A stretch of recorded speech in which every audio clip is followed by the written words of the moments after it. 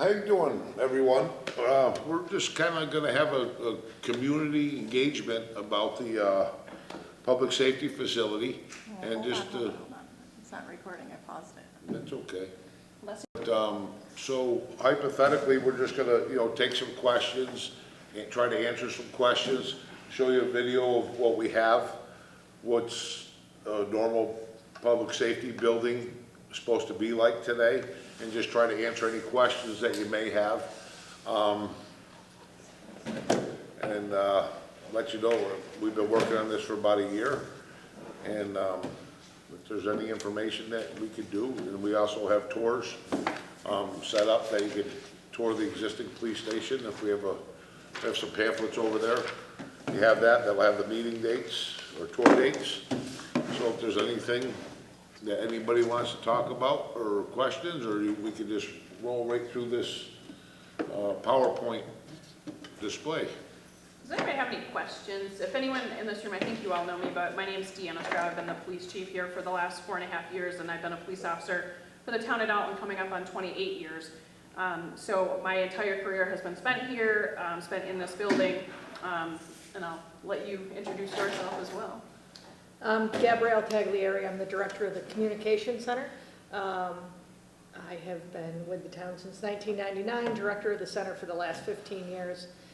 We're a regional center that provides dispatching for Dalton, Hinsdale, and Windsor. We do fire, medical, police, as well as all the business calls. And we are currently housed in the lower floor with the police department. She says lower floor, like it's not the basement. Okay, It's the basement. And if anybody doesn't know Becky is our, I'll talk for you, Beck, because I know you'll not want to.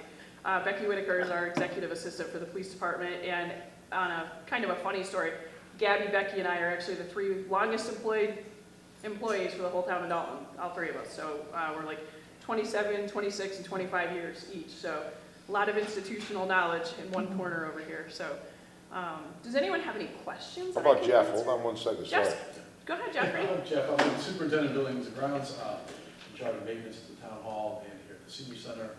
Just doing everything I can to kind of keep the place at least semi-habitable. Jeff's got his hands full. For the time being, but it's an uphill climb. Jeff's so. inherited a dumpster fire. I've been here just 2 years now, and trying to take care of problems as they come up. But it's like I said, it has kind of been an uphill climb to get everything done that really needs to be done around there. So. Is there any questions we can answer before we show our we just have a little slideshow of just some photos. I do really recommend, if you have not toured the police department and dispatch center, you do so. I was told by a very nice person that as many times as they've heard me talk about the conditions of our building until they saw it firsthand, and I can let that person speak for themselves on that, but it's way worse pretty much than what I've explained. I will say we are plagued by poor plumbing. Becky, myself, Gabby, in the dispatch center, we have no heat in the winter. We have to wear jackets and space heaters because the heat doesn't work up there. And as much as actually Don has helped, Jeff has helped, they get it to work for a minute and then it goes back out. So we have no heat all winter long. It's just not ideal. Our cells are a huge problem for us. They're extremely small. They're half the size they're legally supposed to be. There's no bed structure. There's no plumbing to them. All of those are just normal cell conditions that are supposed to be had, but these were built pre-1987, so they get grandfathered in. That does not make them humane. I don't like to put anyone in them. And to answer a question before it comes up, by law, any community with a population over 5,000 has to have detaining cells. So we have to have them by law. So it's not, we don't have cells because we want to, we have to. And you can see pictures, but I would recommend coming in to see them firsthand because there's a rubber mattress on the floor, and I describe it to be a coffin. There's no ventilation in them. They are completely closed. I can touch both walls myself, and I'm not a very large person, and there's no airflow in them. There's a fan at the top that goes nowhere because we have no ventilation system in the police department and dispatch center. So we are underground with furnace air. The DPH came in and failed our police department and dispatch center miserably. The air quality is terrible, and we're waiting for some organic growth testing. I've been told that's what it is. So Jeff's working on getting that because there's been some testing done by the association that has come back with some concerns. So our interim town manager has approved some testing to be done because we need to find out for sure what's actually in our building, because some officers are claiming that they don't feel well when they come to work. So this is not a safe environment. So do you want us to play this, and then if you have questions, maybe we can answer it? All right, have at it. And I appreciate everyone in this room being here because it's just been a tough working condition for all of us. What kind of music did you put in the background? Nothing. We're not that fancy. Oh, come on. I didn't get that fancy. I guess I'll narrate. So probably back, I think, in early spring, April-ish, the town was able to secure, well, it was before April that we secured him, but an architect named Brian Humes. Brian specializes in public safety buildings, and there's specific laws we have to follow with space and what we are required to have in a police department. I can assure you we don't meet any of those standards right now. But he went through and he took our calls, what we have for call volumes, what we have for staff, what we should have for staff, and he developed a space needs based on what our call volume is. So it wasn't just we said, hey, we want all of this. He took it based on factual information that's pulled from a database. This is not me saying, oh, we had this many calls. It's a database. Like, we can't make that up. It's given to him off of database. So, so he developed the space system and how much square footage we needed for each room. We did go through and trim it down a little because we got a little bit of feedback that people weren't super happy with the size. It's hard to trim back things that we legally are required to have, but we don't have a lot of that stuff now. So that was the space needs summary. I believe we have copies of that we can show people up close so you can see it. So I will tell you, in my nearly 28 years here, we never had a women's locker room until Chief Riello, who was our interim chief, came in and literally almost had a heart attack because he saw me go into the men's locker room to change, and he's like, what is she doing? Why is she going in there? And Becky had to explain to him, oh, we don't have a women's locker room. I had to share with the men my entire career and change in the men's locker room with them or without them, however it worked out, and it was not comfortable. I did not like it, but I had no choice. We had no other changing facility. The guys were phenomenal that I worked with, and they would give me a few minutes to change, and then they would come in and change. I mean, they were really respectful to me.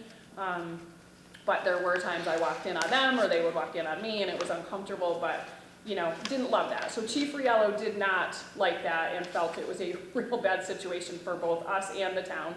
So he took where we had a soda machine, he took the soda machine out, and our former building superintendent built that little locker room on the left. It's just as small as it looks, but it's a space. You can barely change in there, but it's still a space for our female officer.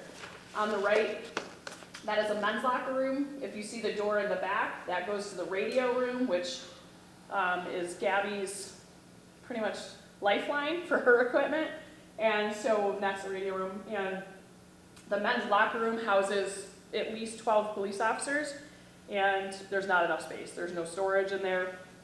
The guys have their bags on the floor because they have nowhere to put them. So, and they have a locker, and that's it. But it's very, very small. It's not enough space. And anyone from the outside who has to do work on our radio rooms has to go through the men's locker room to get there. So it's not a great setup. That's the radio room. This is what police locker rooms in new facilities look like. I couldn't even imagine having something like that in its lockers. Becky, Chief, can you guys just pause 1 minute? Sure. So one of the biggest things is the chief's just over-embellishing how great your facility is, but a lot of this stuff isn't even what Brian Humes, the architect, and this is going back December, I think we've pretty much retained him to do it, and he's done a whole ton of facilities about this, but a lot of these rooms are set forth, the requirements are state minimums. So it's not like, we really have a choice of what's being done. It's gotta be built this way for a certain amount of people, square footage and things like that. So it's not really, we're not dictating it. He's put together the minimum space that he felt that we need on our report, so, and, you know, it's, Yeah.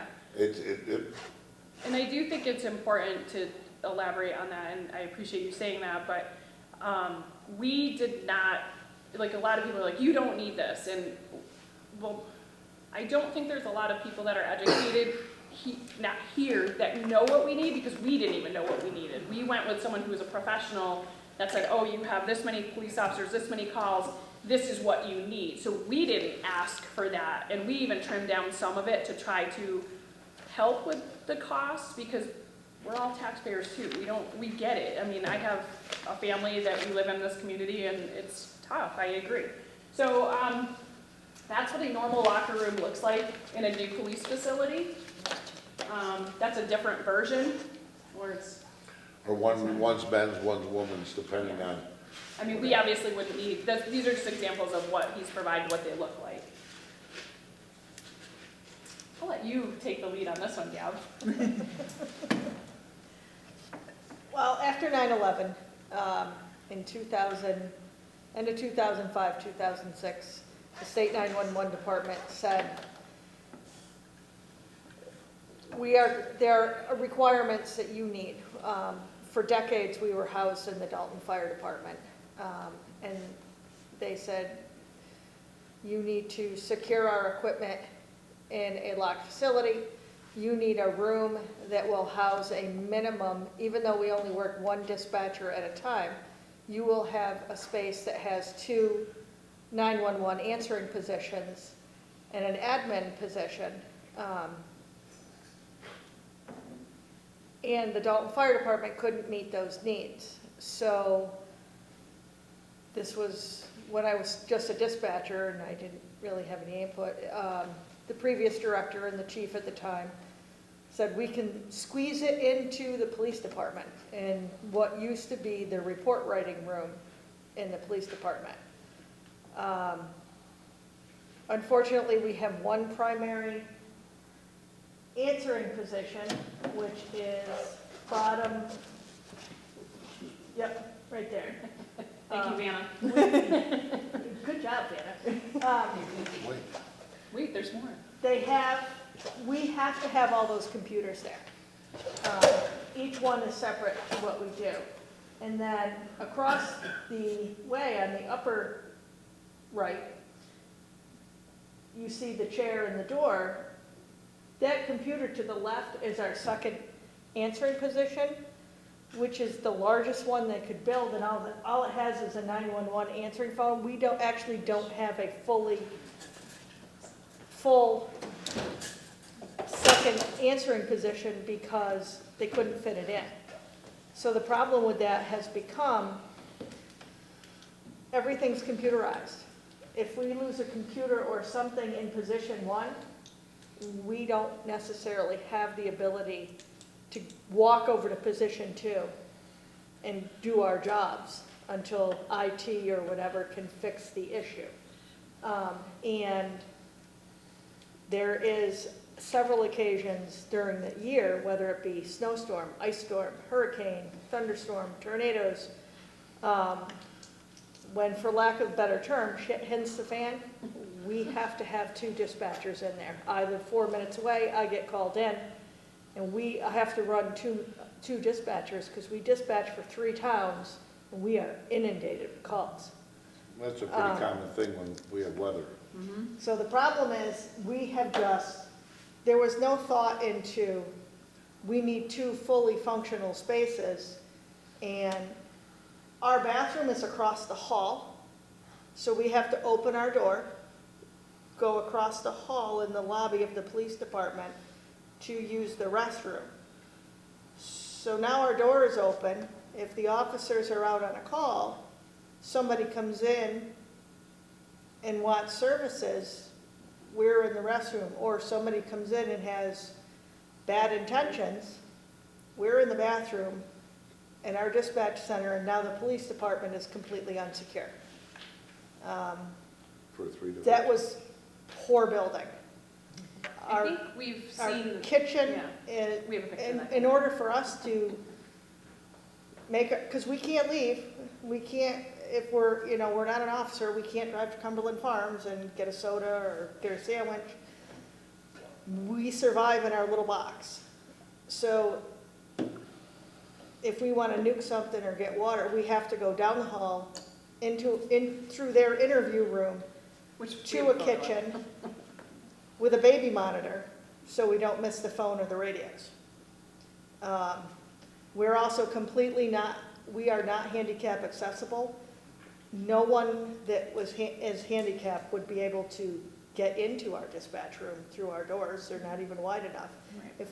So we have been very lucky that no one of a handicap nature has ever applied to be a dispatcher. And I know dispatchers that have been wheelchair dispatchers who do a phenomenal job. So we are in our little box. That is also, our air conditioner, we have no heat. Our air conditioner, that we do run in the winter because we have so many computers, sits at ground level to the driveway. It is literally 3 inches off the driveway. So we get all the dust, all the salt, all the sand, everything blown into our All the dispatch exhaust center. fumes from the vehicles in the driveways.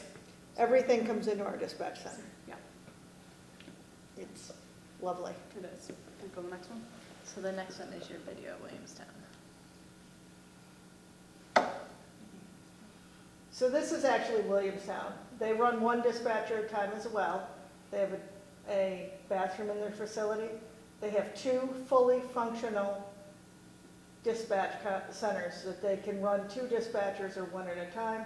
A place for somebody to eat their lunch. That table is not as big as it looks in that video. And a small dinette so you could nuke your lunch. It is nice if they could go over to a table if they have lunch, because if you have a smaller place to sit, you're not spilling your soup on your On your console. keyboards and your computers, It's tough. which does happen. But that would be an ideal space. This is what a current dispatch center looks like. Yeah, this was Carver's dispatch center, I think Brian Humes had done. Yeah. One of the big things between Williamstown and Carver is if you look at the window that consumers would come in to discuss, it actually faces the back of the computer monitor because you're really not supposed to see what's going on. And if Williamstown's got a kind of a shade blocking theirs, so it's really tough to kind of see who's outside because of the way it was set up, so.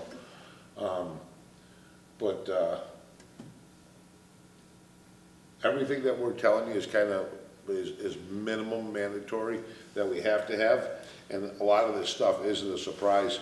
If you go back to the town of Dalton ADA self-evaluation study dated in 2002, there was a bunch of recommendations for the Dalton Town Hall that should have been or should be in the process of moving forward to do that. And here we are in 2025, and there's been no action taken.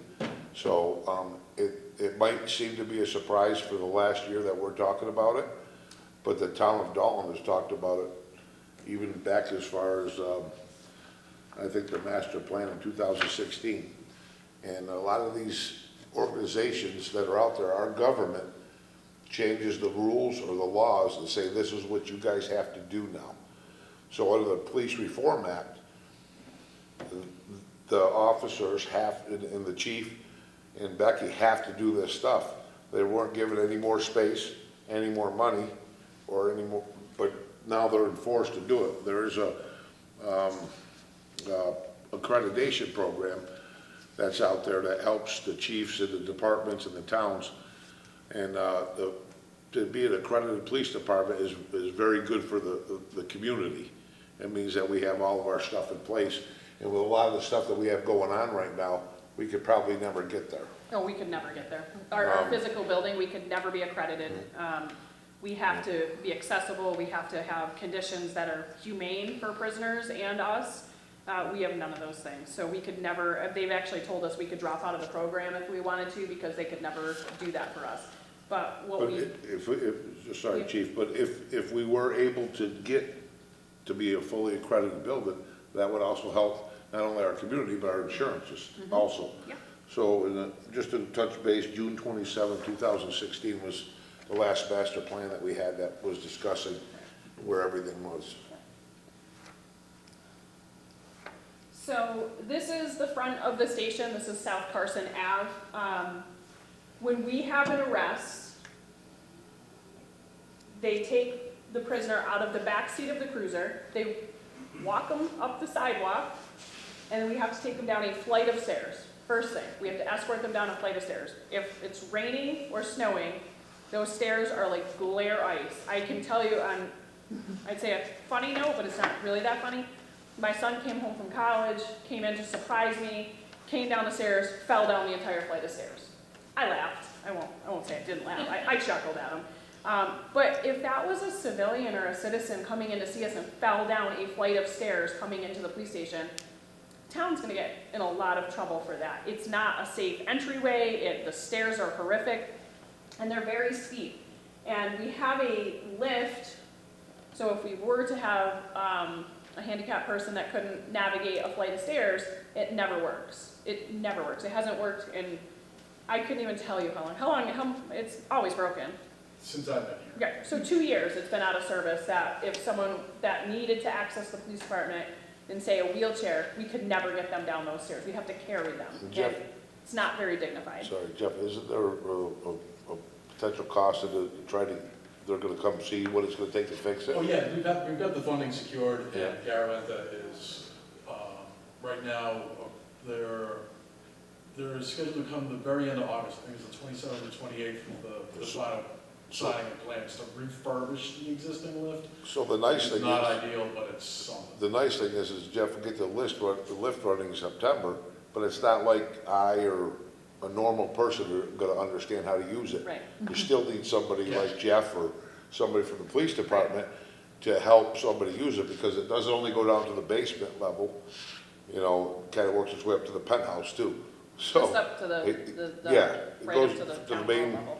level Yeah. of the floor, then turns around and comes down. But there's gotta be people that actually know how to utilize it and use it. Right. So that's what a sally port would look like, and I know some people have heard a lot of us talking about a sally port. So what's important is when you come in with a prisoner, whether they're combative or not, that you have a secure facility to drive your cruiser in, lock it behind you, so if you have a prisoner that is trying to escape or do something like that, you have a secure area for them. Obviously, we are right in the daylight, coming up the sidewalk, upstairs, downstairs, it's just not a good thing at all. And the other thing we don't have is if we were to get fluids on us, or they had fluids, say we pepper sprayed them, we have no ability to hose them off. We have nothing. We had an eye wash station out by Jeff's office, which is the other side of the basement from us, and I don't even know that it works. Got the garden hose out by the library too.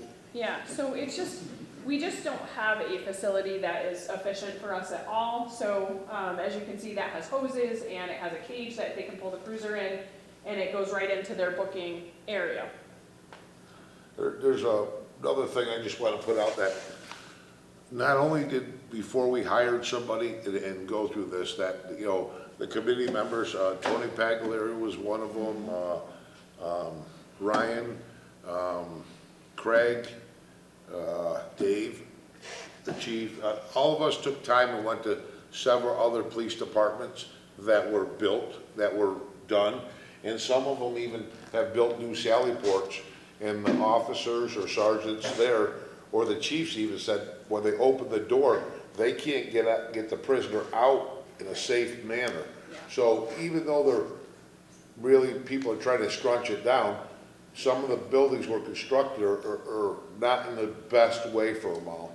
And a lot of the questions we ask is, what would you have changed when Right.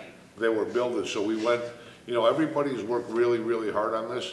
And you know, the Public Safety Committee, I'd like to thank all the colleagues and everybody for doing it, because they spend a lot of their time, you know, traveling to different parts of the county, even different counties. So again, this is a Sally Port that has an ambulance accessible, so if we had a medical emergency with a prisoner or with our officer, the ambulance could pull right in into a secure location and treat our patient. This is the current pitiful booking room. So that orange counter is our booking desk. It has been there since before I started almost 30 years ago. It is it's a room. I mean, that's it. You can show the cells. To actually get to that room, you have to go down a Down flight of flight another stairs, stairs. after you've already gotten to the basement level. So this is what normal detention centers look like, and again, by law, we're required to have cells. It's not our choice. And they're usually right off the Sally Port. Yep, they're right off the Sally Port, so you're safely escorting someone into a secure location. Booking room, that's what a cell block would look like. And by law, you have to have, again, the bed structure, which is the bench right there, a toilet and a sink. They have to have access to those things in their cells. We have none of those. Anytime a prisoner has to use the restroom, we have to take them out of the cell, up a set of stairs, into a bathroom, and God forbid someone didn't check the lock and they open the door, they can run right up the stairs and out the door. It's not a secure facility whatsoever. And it's also dictated, sorry, Chief, that not only do they have to have at least 2, possibly 3 cells, so they can't communicate with each other, but you need one for a male, one for a female, and one possibly. It's called sound and sight Sight. separated. So these are our cells. Those are 2 of them. That's the stairway to go to the bathroom. So we take them from the cell into the bathroom. There is no hole, no airflow. They are literally this wide. This is it. It's very, very small. Those are 2 cells. Someone decided they didn't want to stay in our lovely resort anymore, and they tried to kick this wall out. It's still not fixed. There's still a 1/4 of an inch gap in that sheetrock. And there's no fan, like it blows into nowhere. There's no air conditioning. There's no heat in there. I mean, it's just, the room is heated, but the cells are just a rubber mattress on the floor with nothing. And it's very, very, very small. So if you had someone that was even remotely claustrophobic, they would have a panic attack. They would never be able to go in there. So, and that's another example of what a cell block should look like. So the little room with the table and chairs is our interview room. By statute, we have to have an audio recorded interview room. So if you have a victim or you have a suspect or you have a witness, you're going to be taking a recorded statement in that room. But the funny part about it, So Gabby wants to have her soup. right, so we use this, that door right there is the kitchen. So you have to go through the interview room to get to the kitchen. So nobody can access their lunch, their dinner, their drinks, anything if we're using our interview room. So it's just not, it's just a terrible, terrible setup. That's what a break room looks like in a normal police department. I actually, when we went to Williamstown, and I know these guys will all know that I did this, I literally cried all the way home. I was like, I can't believe this is how people live. Because we've lived in such terrible conditions my entire career, and I'm like, I couldn't even imagine to be able to sit down in an area like that and eat my lunch. Our officers right now have a table in the same room they write the reports on, and I don't think there's a picture of their officer's room in this. They eat their meals on the same table they process evidence on. So hopefully, they wipe the heroin off that table really well that they're processing, because that's where they're eating their meals, because they have nowhere else to go. There's no other facility in there. It's really awful. It's just a terrible, terrible setup. So, so that's what other places look like. That's the sergeant's room. We also just had a training class before I came over here. The state police were kind enough to come do a commercial truck class for us so we could learn a little bit more about enforcing big truck laws, because we don't do that as much. So they came in and we all piled in to that little tiny room and watched a presentation with the state police, and they were very kind to do that. But it's you know, we're all back to back in there, and it's very, very small. It's not a good training room. I'll show you what it, It's also your emergency. well, yeah, it's also our operations center. emergency management facility, so should we have a large storm or an emergency management event where we have to, you know, disperse items or meet to have a plan to deal with an emergency, we also have to use that room for that too. So it's very, very small. That's what normal training classrooms look like. You know, we are mandated by the state to, and I know a lot of you guys have heard this, but we have specific training we have to complete every single year to stay certified police officers. We have nowhere to do that. We have no area to take that. Most of the officers kind of do it on a computer in the officers' room if they can, but we have no classroom space, no training space, and I speak on behalf of our department, and I think the town wants your officers to be well-trained, well-educated people that are really good at what we do, and the facility just doesn't allow us. And I say it all the time, the community rightfully expects the police department services to be way up here. Rightfully, you do, and you deserve that. Our facility is here. It is absolutely below par isn't even the word for it. It's not humane. Like I said, to expect people to work without heat, our walls are caving in because the foundation is leaking so bad that the walls are pushing in. Toilet falling to the floor? Yeah, and she saw it, so she's my witness last night. One of our bathrooms, the toilet is starting to sink into the floor because it's leaking so badly that it's starting to sink into the floor. Chief, just touch base on the training rooms. You have to. So the training room, what we would utilize, and we got letters No, from. just, what? you have to send your officers away. Yeah, we have to at a send them away, cost. we have to pay to send them to different areas to get their training because we have no space for it here. So if we had a training room We here, don't. And we we could could also charge charge, to have classes, and the town would make a little bit of money on that. Not a lot, but a little bit. but it would reduce the cost of us having to send our employees. It would reduce a Across the lot of state. overtime because Yeah. we'd be doing it in our own place. The other part of that is we, as you guys probably all know in this room, we are in desperate need for community meeting space. This is it. This and that little room right there is it, and that's when it's available. That would double, triple as our emergency management and community meeting rooms as well. Because it would be located on the outside of the facility. People could come in right from the outside. They wouldn't have to walk through the police station. So it would be really a double, triple use of a great space. You know. Just another example of what a training classroom looks like in a normal police department. Fitness room. I can tell you years and years and years ago I did my thesis on the impact of critical incident stress in first responders. And I'm very happy to say that police and first responders in general are focusing heavy on wellness of their first responders. If you could listen to what I hear Gabby do on a daily basis, you'd be horrified at the things she has to hear and deal with every day. And that's for 3 communities. And while she has no soul, it's unbelievable what these dispatchers do. And when I say they are truly our first responders, they're our lifeline. We depend on them. We need them to be well. We need our police officers to be well. It's important that we take good care of our staff. And a fitness room is a great way to be healthy and burn off some energy and get some exercise. And it's just a nice, and every police department that is current, like even Pittsfield PD has a little fitness room for the officers to either work out before shift or after shift, whatever they like. It's just a great space for them to get some mental health and exercise in. So, but that's just what that one happens to look like. And that's it. So any questions from anyone or comments, or don't throw rocks at me. How about that? I'll throw rocks at, no. Well, my head is spinning. I was the one that was there last night for the tour. I have several thoughts here. First of all, I'm really disappointed that there's not more people here. I would not have known about this if I hadn't been there last night.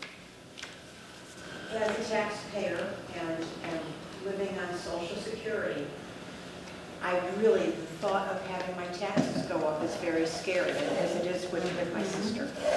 However, if I understand a need, if I understand where my money is going, I'm much more apt to be able to support this. It really, and last night, just the fact that we came up that doorway and we end up in the front of the town hall, and the door was unlocked. Anyone could have just walked downstairs to the, and been in these tunnels, and it's really quite unbelievable. But I guess my concern is that the people of Dalton don't know enough about your Right. need. Right. And I think something like this, on a bigger, or not even bigger, have something like this more often. Right. Gave me one day, and I convinced my sister to come. This is our first one, so we have multiple more, and we're gonna keep getting that Perfect. word out. So last night was our first tour, tonight's our first community meeting, and I'm hoping after tonight, the word's going to spread.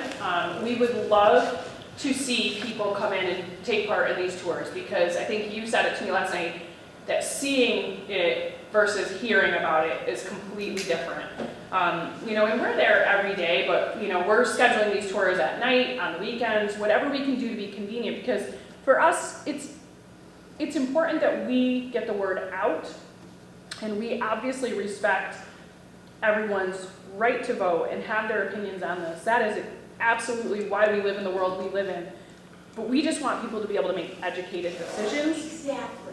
and be able to see what we're talking about. And, you know, and I can say it and say it and say it how terrible our conditions are. The reality is, I'm retiring in less than 6 years. I will probably not see a building in my time frame here. But I owe it to the people who work here to fight that fight for them, because these conditions are disgusting. I am angry about it, to be honest with you. I'm angry. The fact that, you know, and I got asked and I got a lot of blowback, and I really don't care. I'm just done being polite about it. I was asked why people are just hearing about it. I really don't know, because I've worked there all this time and it's always been like this. It's getting worse and worse because it's aging, and the foundation, like I said, and you saw the walls, they're buckling in both, like the east side of the building. All of the walls are starting to push in. The Department of Public Health came in. They were horrified at our conditions, horrified. You know, there's just so many things wrong. We had raw sewage flowing all into our lobby because the toilet overflows constantly, and Bud from the highway department came over and kind of saved the day, and he snaked it from the street, and that seemed to have really helped. But other than that, our plumbing, the sink doesn't drain in the kitchen, so you can't even wash your dishes because the sink backs up, and you can't wash a dish, so you have to use plastic silverware, and, you know, and it's just really unfortunate. And my concern as a chief, you know, policing has changed. It's not what it was. When I came on in the late 90s, you had to be the best of the best, score #1 on a test to get a job in law enforcement. And once you secured a job, you stayed there forever. Nobody left. I mean, I worked in the days of John Martell's, George Adams, Dan Casey, like legends in the police department, if I will say myself. Dick Nicholas, John Thibodeau. These guys were outstanding police officers. They stayed their whole career here. We don't see that anymore, because you know what? Pittsfield's gonna offer a sign-on bonus coming up. I don't know that my officers aren't gonna be like, well, they're gonna pay me more and they don't work in a dungeon. I don't know that. It costs $75,000 to hire and train a new police officer, and 16 to 18 months to do it. You know, and I don't even know what to say about it anymore, because I have literally said it and said it and said it and said it, and I keep trying to say it. It's disappointing, and you know, we tried to put information out on a social media post, and I'm not one to really ever engage with social media, and I watched my officers get accused of ruining the building and intentionally causing damage to the building just so we get a new one, and which I don't engage with. But I feel sorry that people would ever think that of our officers, that, you know, come in and see it for yourself. I mean, it's eye-opening. I think you said that to me last night. It was probably worse than what I've described. You know, and we're just looking to have a workable, livable working condition at this point, so. So how are you going to get the word out? So, Well, I can tell you this, my friend who's the police chief out by Worcester, they picked it up, but our local media is not picking it up, and they're not printing it, and they're not putting it out for us. I don't know why they're not doing that. They're totally made aware. Dylan from the Berkshire Eagle sat on the bench last night to see if anyone was gonna show up. but they're not printing it, they're not doing anything that I've seen to put the information out. Why, I don't know, but yeah, Worcester had it out there today that Dalton has a community meeting tonight. They sent it to me. Dalton TV's here for us though. Yes, we have these lovely people who do it, So- thankfully, but our other media is just, we tell them all the time, and so we're really stuck with, if the media doesn't run it, we have flyers, we have social media, we have the town website, but if our media doesn't pick it up and put it out there, I don't really know. I mean, we're putting flyers out in locations, but I think a lot of people know. I do. I think they don't come because they're probably busy. It's hard, summertime, we all have families. That was actually said to me that they don't have time, they have families to tend to, and I'm Yeah, like, but then their taxes go up. so do I, like, Right. so do they, we all have the Right, same, right. you know, we all live these lives. I have 3 children of my own, I coach sports, I'm very busy, but I make the time to be here and work, and, you know, it's important for us to educate people, and like I said, everyone has the right to their opinion, and I fully understand and empathize with the taxes, I really do, and, you know, we hear a lot of people griping about the school. We are not the school. That is not us. So, you know, people complain about that a lot, and it always goes back to the new school. Well, we've been in line far before the new school was ever an issue. We've been waiting in line for decades for a building. And we got jumped by the school, and that's okay. I mean, it is what it is, but, you know, we're still waiting in line, and now people are like, well, we don't want the school, so we're not gonna vote for this. And our conditions are far more dire. So, and I don't know what's going to happen when this mold tests come back, because if it's dangerous, we're not going to stay there, and I don't know what's going to happen. So just to touch base, thank you enough. Go get a call somewhere. All right. I'm But done. listen, we all love the community that we're in. We all appreciate all of our first responders, our police officers. In order for us to retain people, because Dalton has a little bit of turnover within the whole town itself, but this isn't a surprise. This can's been kicked down the street for years.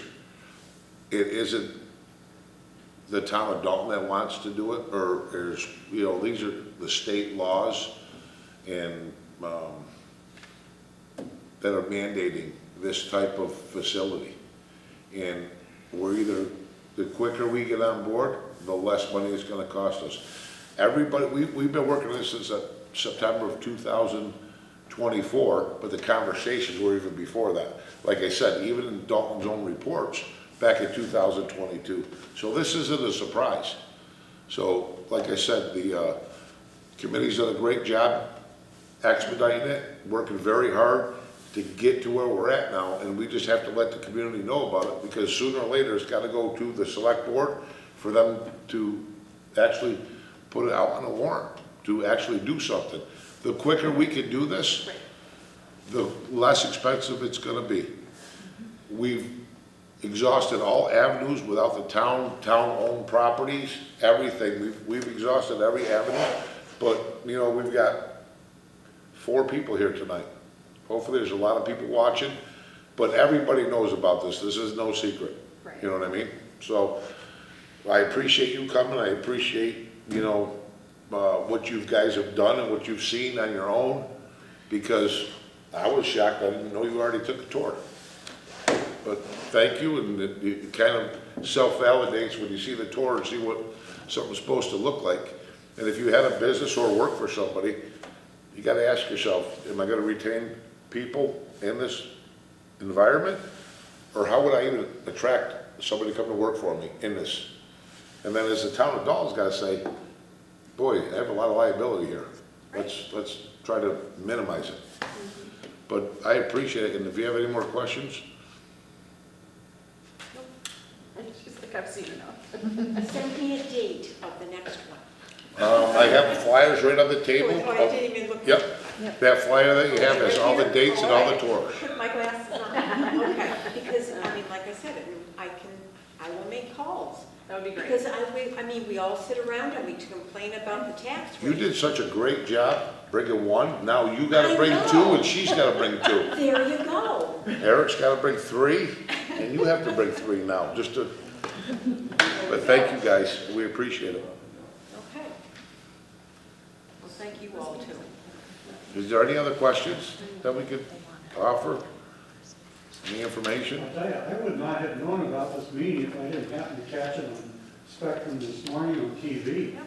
I put on the TV just for a moment, and it's like, oh, I mean, we are doing our best to get the word out, and I agree with you. We're limited if the local media is not gonna run stories, and if people don't read it or know about it, we have utilized social media, the town's website, and, I mean, it's, you know, it's hard if people aren't reading the papers or, A lot of this stuff has been on the information at the town of Dalton. We do have a website going, Becky. You can go on there. The reports from the state that's actually been in there testing, from the Department of Public Health, the Department of Labor Standards. All these reports are in there.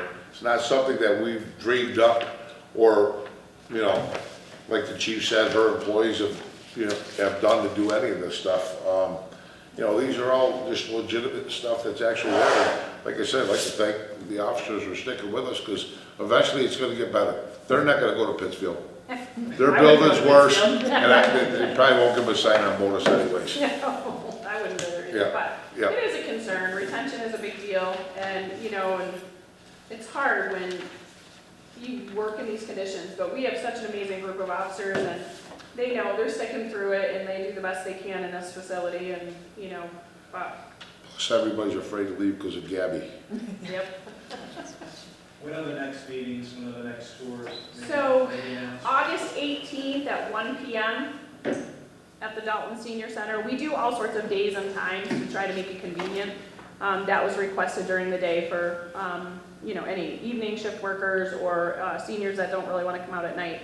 August 19th, 6 PM at the Dalton Library. I believe that is the architect will be there. Yeah, Brian So- Hume should be there, and hopefully, you know, probably present himself a lot better than me. Not as good looking as me, though. He's- Just want to put that out Yeah, there. Brian is super knowledgeable, and he's able to really explain why the needs are the needs and what the standards are, because we have to adhere to the standards. It's not, you know, and then August 30th at 11 AM at the Senior Center. What day of the week is that? That's a Saturday. That's a Saturday. So we tried to go weekends, weeknights, during the day. We did the best thing we could do to reach out to the community. Flip it over. So the next tour for the police department is August 26th, 6 to 8 PM, and then we have another one, I'm sorry, on August 23rd, they're in order there, from 11 AM to 1 PM, and I believe that's a weekend, so anybody who might have time off on the weekend and wants to stop. So we're really trying to do the best we can. There is an online survey that you can, you know, look at if you click on it on these links, wherever, so. Anybody else have any questions? Good. Thank you. Thank you.